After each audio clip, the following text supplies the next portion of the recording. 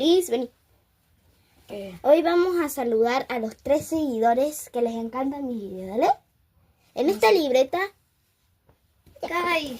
En esta libreta voy a mostrar a los 3 seguidores... A los 3 seguidores que les encantaron mis videos. Bueno, acá está la libreta donde tengo mis seguidores que en un video viejo se los mostré. Muy viejo.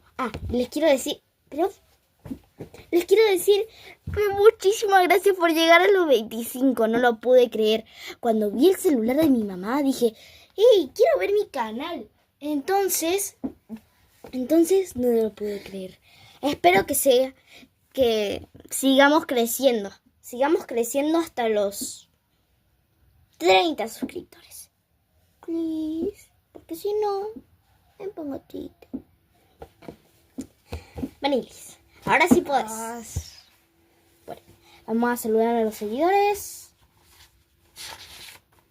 ¿Dónde están? Bueno, no, 4. Ay, ya que visiones. ¿Dónde están? ¿Pero buscaste esos mejores seguidores? Sí, acá. El primer seguidor es Mateo. Acá está al revés, pero dice Mateo. Dice que que le encantan mis videos y que un día lo saludé, pero acá lo voy a saludar por un shot. Segunda vez. Bueno, te mando muchos saluditos, Mateo. Bueno. Ámbar. También les encantan mis videos. Dice que cuando a TikTok le aburre, ve mis videos. ¡Ah! ¡Te quiero, Ámbar!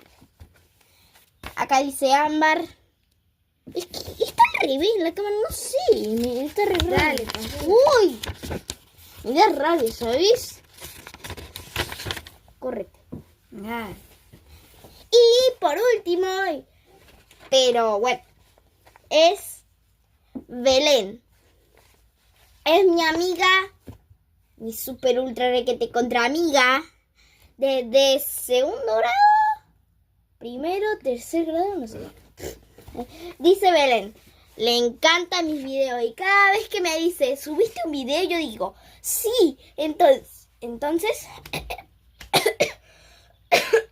sí, tengo gripa. Pero Liberty. ¿qué pasó? Quiero jugar. Bueno, chao, que tengo gripa. Chao.